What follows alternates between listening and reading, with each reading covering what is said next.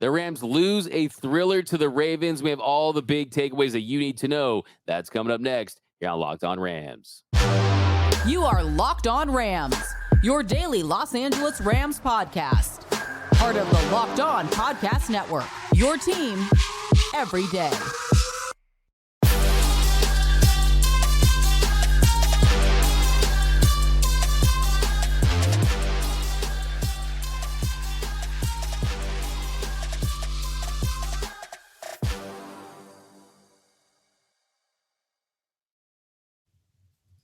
What is up, Ramley? And welcome to the episode of Locked On Rams, your daily podcast covering your Los Angeles Rams. Free and available wherever you get your podcasts. Locked On Rams, part of Locked On Podcast Network, your team every day. We're also available over on YouTube, so if you haven't yet, do us a huge favor. Hit that subscribe button, hit that notification bell, hit that like button, and let us know what is your biggest takeaway from the Rams' loss to the Ravens. My name is Doug McCain. Friends call me D-Mac. You can follow me on the X and Instagram at DMac_LA. I've been covering LA sports for over a decade. The Lakers for SI, Dodgers Nation, 24/7 Sports. Now the Rams for Locked On. And as always, I'm joined by the People Champ, Mr. Travis Rogers, the Rams pre-half and post-game show host for the Rams flagship radio station, ESPN 710 LA.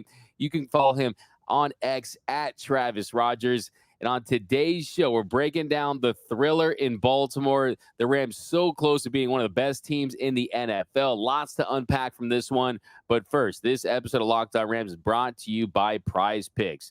The easiest and most exciting way to play daily fantasy sports. Go to prizepicks.com/LockedOnNFL and use code all lowercase LockedOnNFL for a first deposit match up to $100. Now, first, I just want to say that this is 1997. This is Game 5 of the NBA Finals. Travis Rogers doing his flu game, right?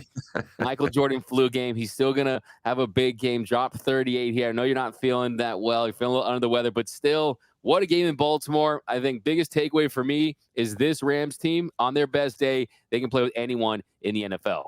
My biggest takeaway is that we might still get Yamamoto too. That Ohtani is in the house and that Yamamoto may be on deck. So it's a good time to be a Dodger fan for sure. No, it was really exciting yesterday watching the Rams go toe to toe with a team like you said, D-Mac, that I think all of us believe is one of the 4, 5, 6 best teams in the league. Rams had a chance to win that game. They had a special teams letdown in overtime. Their margin for error is basically zero now moving forward. You got to win your next 3 games no matter what. You're going to have to get a little help along the way from whether it's Green Bay or Minnesota or somebody else. But they look good. It just feels like they found their groove maybe a little too late in the season, that there might not be enough runway left to catch up and make that last win. They're going to have to get some help, but I can't imagine being a Rams fan yesterday and other than the result, obviously not liking what you saw. Yeah, there was so many positive takeaways. There were some negative ones. We'll get into those for sure. But yeah, just on the outset, I mean, you look at Cooper Kupp having a really good game. You look at Luke Haversick keeping his job with Mason Crosby. Really, he's looking over his shoulder and he's seeing him, and he could probably be tarmacked, right? He could have lost his job had he had a bad game, right? You look at this Rams team going up to Baltimore in a rainy conditions, going East Coast to West Coast. They're coming off a bye week. And you can make the case the Ravens are the best team in the NFL with the most dynamic player in the game in Lamar Jackson. And you talk about Ohtani. Can he rush the passer? Can he block? Because, I mean, there were some things that I think this team needed in this game that I think could have helped them get over the top. I think other big takeaways, look, if you want to beat a team like the Ravens, and like you mentioned, the Rams, their margin for error is slim when you consider what they have in certain spots. You got to score touchdowns. And they had an opportunity there, late drive, and you saw big plays. Demarcus Robinson saw a big play there by Cooper Kupp. But if you want to beat a team on the road, you got to punch it in. And really, we'll kind of start at the end and kind of backtrack and kind of point some stuff out. Because really the big takeaway is, look, if you're in a playoff game and you're already overachieving, I do want to point out Rams still almost a 44% chance to make the playoffs. Still feel good about that. But the communication error, the delay of game penalty, the getting in calls late, not allowing them to really put themselves in the best position to make plays, that's going to hurt them in the playoffs if that continues. In you saw that last drive right there. They just weren't able to do what they do. I mean, overtime, Rams force a 3-and-out on the Ravens' first drive. Trammell, for some reason, he's got the dropsies on the punt returns right there. You hand off to Williams for 6. Then Stafford overthrows Williams. Then 3rd and 4, they don't get it off on the delay of game penalty. And 3rd and 9, you got the drop by Davis Allen. And then the Wallace punt return for a touchdown. Look, I hate blame the refs guy. I'm going to be blame the refs guy for a little bit there. Looked like there was a couple blocks in the back there on that punt return, but still, you got to take advantage of that 3-and-out with a better drive there on your first possession. Yeah, they did what they needed to do, right, D-Mac? They got off the field. They lost the coin toss. They got off the field. They turned the ball over to their offense, which had moved the ball really well all day long. And then they just couldn't get anything done, all the things that you mentioned. I think the thing that was the most frustrating, obviously drops are going to be a big deal. Obviously some missed calls on the return certainly are going to be something that Rams fans are going to dwell on, and understandably so. But you mentioned it, the procedural stuff, right? Getting the ball, getting the play in on time, getting lined up on time, snapping the ball on time. This is a veteran head coach. This is a veteran quarterback. That stuff should not happen. You're talking about, if nothing else, a field position game where 5 yards here or there can make a difference. We saw him have this problem over and over and over again. This is not a Stafford thing. This is a McVay thing. This goes back to Jared Goff doing what he's done as the quarterback of the Rams. They just can't quite figure out their operation and how to get that play in on time, how to get everybody lined up, how to call the play in the huddle. It really felt like that was a big turning point in that game. You hope something like that doesn't prevent you from making the playoffs, but it happens way too frequently. That's something that has to get cleaned up. 100%. I think you saw the frustration from Sean McVay on the sideline. You could read his lips and say, God dang it, how'd that happen? Did you not hear me? And you could see they're freaking out just a little bit. And yeah, those execution errors, I think it's a good, if you take a lesson from this, I'm not a big moral victories guys, but hey, you got to smooth those things out and avoid that at all costs, because it's difficult to win on the road in general. But look, this would be one of the big surprise wins in the NFL that we've seen. And you'd be looking at a 7-6 Rams team that just won 4 in a row with all the momentum in the world and possibly putting together a 10-11 win season, right? I mean, it's possible. Right. But still, I still like where they're at. I think the other big takeaway, like I said, if we're just looking to spin the positives in this one, I mean, you can't ignore the game that Cooper Kupp had. And he looked so much better. He looked like a different player. He caught 8 catches, hauled in 8 grabs for 115 yards, had the TD. Nakua also had a really nice game, 5 catches for 84 yards, also had 6 on the ground, and also caused 2 pass interference calls right there. But still, Cooper Kupp, the footwork was better. The routes were better. It looked like he wasn't thinking as much, worrying out about his body as much there. The trust level, the yin and yang between Stafford just to throw it up there on the touchdown, on the late game score where they go in to tie it. I think you're seeing Kupp really just becoming involved in the offense. And moving forward, if you're talking about a team that you want to get an upset in that first round, Detroit Lions, they're slipping. I mean, there's some teams that aren't looking great there in the NFC. Having this version of Cooper Kupp's going to go a long way. Yeah, him and Puka together, D-Mac, I thought was that's the best version of that tandem I think we've seen in the better part of a month or so, that both of them had a very positive impact on the game. And I'm going to make a little bit of a diversion here. The play that really stuck with me for Puka was after he made that drop, and you're like, oh my gosh, how could he? It was perfect, right? The ball was right where it needed to be. Stafford was terrific yesterday. But shortly thereafter, he makes that diving catch. And that's what Beautiful great players do. They might drop one here or there. They might make a mistake. They might pick up a penalty. We saw him line up off sides on one ball, on one. And it just goes to show you, great players make up mistakes. And Puka did it. You have that version of Puka, that version of Cooper Kupp. We saw some tight end play that made you kind of go, oh, okay. And Davis Allen getting involved in the offense a little bit right there. That the Rams offense is really starting to click. The Rams defense has always been, I know they gave up 36 or 37 or whatever the number was yesterday. That was not their best day, but you're dealing with Lamar Jackson. You're dealing with a really talented offensive team. they get that special teams unit cleaned up kind of across the board, right? Their special teams have been a real problem this year. I know Luke Haversick made some kicks yesterday, but their punt team, and I know there were some blocks missed and whatever, but they didn't call it and they lose the game because they couldn't execute on special teams. But more positives than negatives for sure, other than the fact that was a week 14 loss that might keep you out. You win that game, you're virtually, you're controlling your own destiny at this point. Now, the Raiders couldn't get one damn point against the Vikings yesterday. One touchdown there probably wins the game for the Raiders. It was a huge missed opportunity.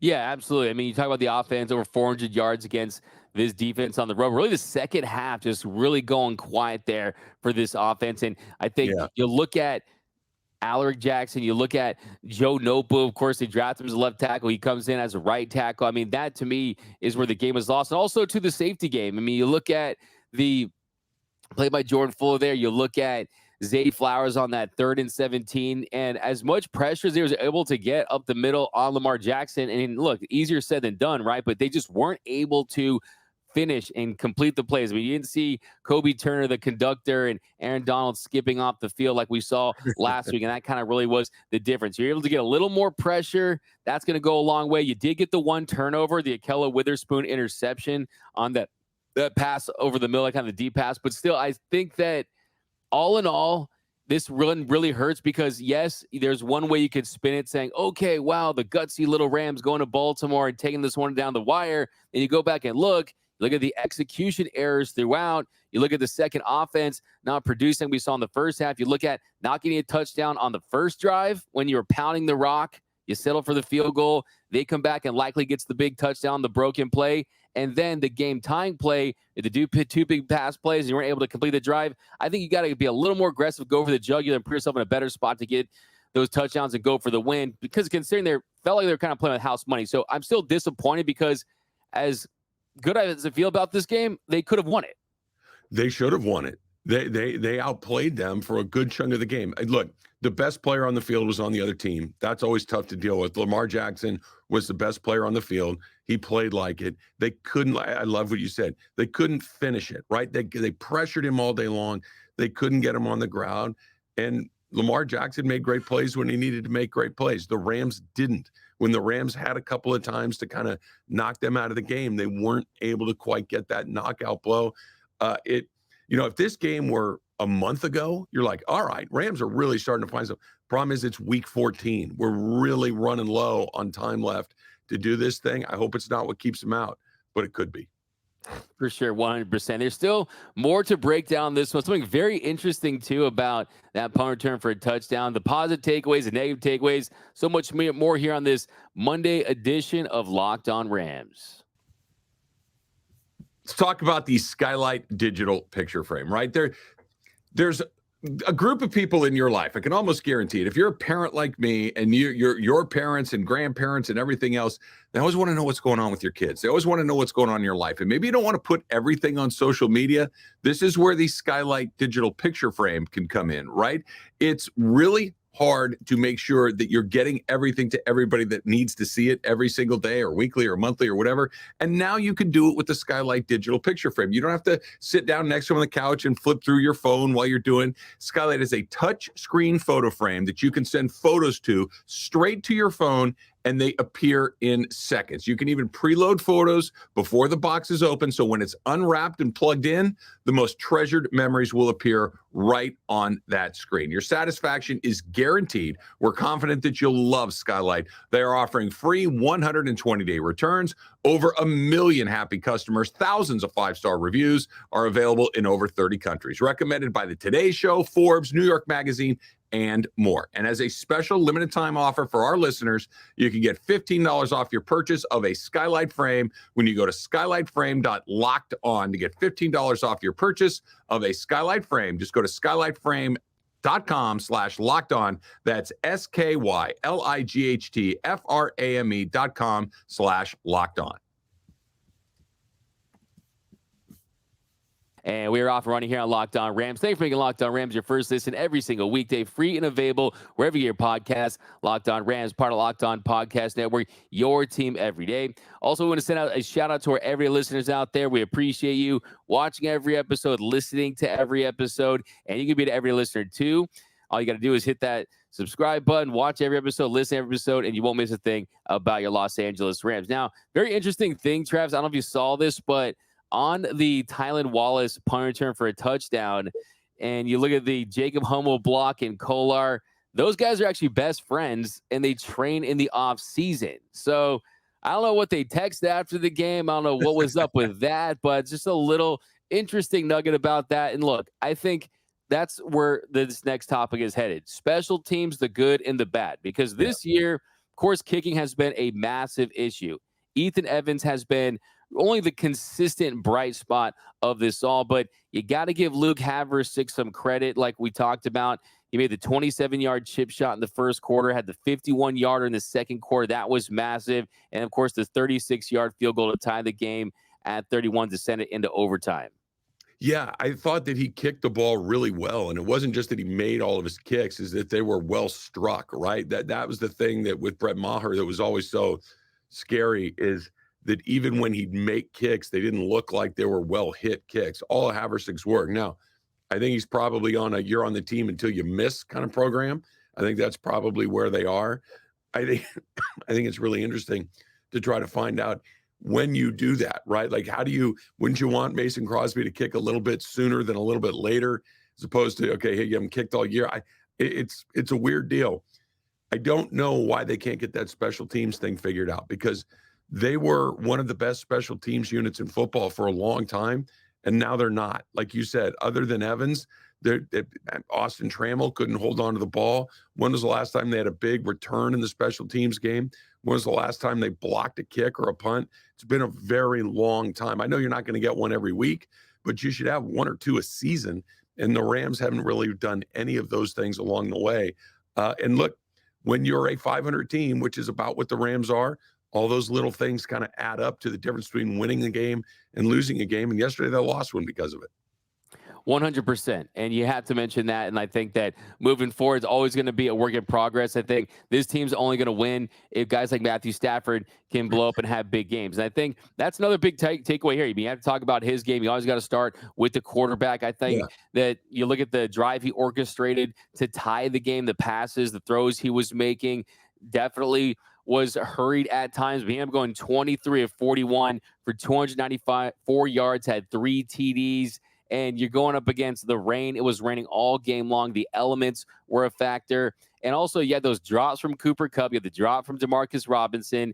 You had the touchdown to Davis Allen, who I'm loving. By the way, one of my bold predictions, of course, second half of the season was, let's see some Davis Allen. Could be a TD of the future. Love what I saw for him. But this team, he's the heartbeat of the team. And you saw once again, he was the biggest reason why this team was in contention late in this one. I know we talk about Lamar, and, Dak is getting some MVP consideration, and we're always going to have Mahomes, and Josh Allen is the best quarterback. I get it. No one is as good at this as Matthew Stafford is if he has a little bit of time. With no protection, he's going to struggle because he's an older player. He's not particularly mobile. He's going to throw some interceptions just because he takes some chances here and there. But the fact of the matter is, you give him a little bit of time. You give him just enough time to see what's going on down the field. He's going to carve you up. He did it again yesterday. And the Rams have a quarterback. They have a good quarterback. They have a quarterback that makes good decisions far more often than he makes bad ones. You just got to protect him. When he didn't have time, didn't look good. When he does, he looks as good as anybody else. I like where their quarterback is right now. I like where their offense is right now. Just, I know I'm repeating myself here a little bit. You got to get that special teams unit tightened up a little bit. The defense, you're not going to have Lamar Jackson every week. He's an outlier. He's really hard to deal with. I can live with what I saw against Lamar yesterday. Offense is humming. This is the offense we thought we were going to get at the beginning of the season, and we're finally getting it. We are, absolutely. I think in the second half, though, it was a kind of a different story, and I think you look at just the situations they were in. Lots of third and longs there, not really getting any opportunities. I mean, you look at the second half. They had 3rd and 16, 3rd and 16, 3rd and 12. The only one they converted was on that PI call, right, where Puka Nacua basically is tackled towards the sideline. So really weren't able to get enough second half as far as the game plan goes. And I think, look, at the end of the day, there was a lot of negative plays. I mean, Kyron Williams had 3 catches for -1 yards. He lost 8 yards on one of those catches, 2 yards on the other. Kupp got a screen pass on the third short of the 2 yards. That wasn't able to get the first down. And 3 of Williams' 25 carries lost yards as well. The delayed game penalties, we talked about that. So some negative plays, some lack of execution, and let's call it what it is too. Like you said, best player on the field was still Lamar Jackson. And 3 touchdowns, over 300 yards passing. And look, he can make plays out of structure. And the Rams had their chances to end this game on defense. They just weren't able to do it. He made the big play. He kept him in, not even only just the touchdown to Zay Flowers, but that 2-point conversion as well. He does it with his legs, right? And he's a great passer too. Don't get me wrong, but he needs a little time. He gets a little time. You think you're going to get him. No, you don't. He can move laterally so well. That's the thing. It's like, we know how fast he is, right? Just high end speed. He's one of the fastest players in the league. But how many times did it feel like somebody was just about to put their hands on him and he just hops to the side, or he kind of hops back? He's so unbelievably elusive. He's just a special talent. And they had the best player on the field, and they won the game because of it. And bad special teams by the Rams. I'm going to keep saying it. Yeah, and we'll break this one down a little more in depth as far as what the defense was doing. But, like, bottom line is they were 1 or 2 defensive breakdowns away from winning this game. And that's just the truth. Even though the offense didn't produce in the second half as much as they needed to, they were that close to beating this Ravens team. So that alone is something to feel good about, and really a measuring stick game that I think, yes, moral victories, moral losses, say what you want, but this team has confidence knowing that not just against the Ravens, going all the way back to the Eagles, going all the way back to the 49ers, this team for stretches has competed with the best teams in the league. It's just a matter of playing 4 quarters of quality football, and they're going to take their lumps. And I like what Sean McVay said after the game. I love this team, right? And we're going to talk about that here in our final segment, what the morale is, what this means moving forward as far as the big picture. That's coming up next here on Locked On Rams. All right, I got to talk to you about PrizePicks. I had a blast last night, right? I was playing PrizePicks, watching the Lakers and the Suns in the in-season tournament, and this is what makes PrizePicks so much fun. First of all, put the PrizePicks app on your phone. It's the largest daily fantasy sports platform in North America, and it's because it's awesome. It's because it's fun. It's super easy, too. You just pick between 2 and 6 players, and you choose more or less on their stat line, and you can win up to 25 times your money. For instance, last night I had LeBron and Devin Booker over their projected totals. LeBron took care of me. Devin Booker just missed out, didn't have a great night. But this is what's so much fun. Even if the game's been decided, you still have a lot of things to keep your eye on. And, of course, PrizePicks has all sorts of cool stuff. Like, you can combine leagues. LeBron James and Travis Kelce, 10.5 combo of threes made and receptions. Who doesn't want to do that? You even get a reboot policy. So if one of your players gets injured, if they don't come out for that second, the player is rebooted. PrizePicks is the only DFS sports platform with that kind of insurance policy. So go to prizepicks.com/LockedOnNFL and use the code LockedOnNFL for a first deposit match of up to $100. Again, that's prizepicks.com/LockedOnNFL. Use the code LockedOnNFL for a first deposit match of up to $100. Daily fantasy sports made easy at PrizePicks. And after you do that, go over to your FanDuel app, right? Check out FanDuel right now, because as the weather gets colder, the NFL offers stay hot on FanDuel. And right now, new customers get $150 in bonus bets with any winning $5 moneyline bet. You heard me right. That's $150 if your team wins. So if you've been thinking about joining FanDuel, there's no better time to get in on the action. The app, super easy to use. A wide range of betting options, including spreads, player props, over-unders, and more. So visit FanDuel.com/LockedOn and kick off the NFL season. One more time, FanDuel.com/LOCKEDON, Locked On, and kick off the NFL season. FanDuel, official partner of the NFL. And welcome back to Locked On Rams. They're making Locked On Rams your first listen every single weekday, free and available wherever your podcast. Locked On Rams, part of Locked On Podcast Network, your team every day. Now, Travis, here in our final segment, this is kind of the big just overarching big picture takeaway from this one is I feel better about this team now, even in a loss moving forward, than I did before the game against the Baltimore Ravens because of how Cooper Kupp played, because of how Matthew Stafford continues to play. Some defensive adjustments need to be made. Another not so great game by Darian Kendrick. The pass rush, Aaron Donald, Kobe Turner, a little setback, but still, that was one of the best teams on the road. And I like just now at this point, it's a habit for this team, right? They understand that they're not questioning how good they can be. It's just a matter of going out there. I think you're going to go and play a Commanders team at home, get back in the win column, and continue this momentum into being one of these surprise playoff teams, if not the surprise playoff team in the NFL. I love what you just said, D-Mac. I think that's incredibly sharp. The team is learning how to win. I know they lost yesterday. I get that, but they're not with themselves right now saying, "Oh, hey, we kept it close. We should." They're pissed. They are crushed that they didn't win that game, and that's where you want them to be. This isn't a, "Hey, let's keep it close and see if we can steal one at the end." This is, let's go into Baltimore and beat one of the best teams in the league, and they had a chance to do it. Now, they may have to go in and beat San Francisco on the last Sunday of the season to get into the playoffs. That's going to be the ultimate test. But I know I've said this a handful of times.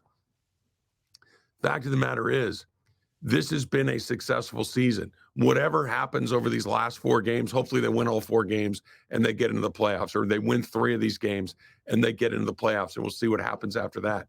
This team has learned how to win. They've created good habits. They've identified a lot of really good starters, 5 starters in one draft, 6 if you want to throw in Kyren Williams from a year ago. This has been an incredibly positive step forward for this organization, for this team, for this year. So the team was supposed to win 4, 5, 6 games, and I know they're sitting on 6, but it looks a lot different than I think most of us thought it was going to be, and that's because of the culture that's been built. It's because of the buy-in from the players. They are competing at a very high level. They expect to win, and it's a testament to every single one that wears that uniform. Yeah, and then just think about this team. I mean, they're such a fun team to watch, but they're also extremely maddening to watch at the same time, right? But what I love about them is they can take punches and they can deliver punches, right? I mean, they're throwing punches until the very end there. They're getting off the mat, and they were still able to try to compete with this Ravens team. Now, I also want to point out that you would love this game. Patrick Mahomes would have loved this game because the refs let him play, right? And go back and look at the defensive lines.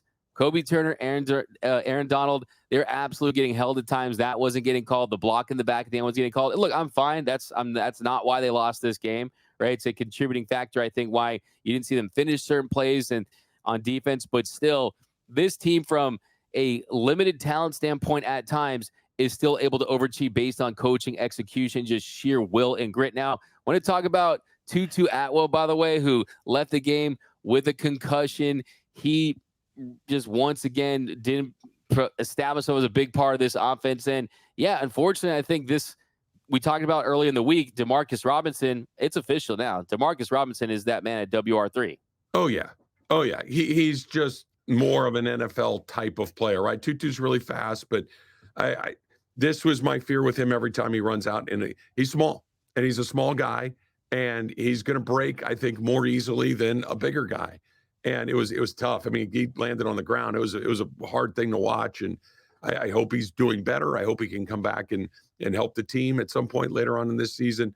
But Robinson is a more effective guy. It just seems he's more physical. It seems like there's a little bit more optionality when it comes to Robinson relative to Atwell. You just really don't use Atwell other than down the field. Robinson feels like more of a complete wide receiver. And that 3 grouping they had yesterday with Kupp, Nakua, and Robinson, that's a good wide receiver group right there. And you get the right you run the ball the way that they did. We really haven't talked about it too much. I'm sure we'll get into it later on in the week, is them coming out, running the ball 9 times in a row to open the game. Like they found an identity where they can play both sides of the ball.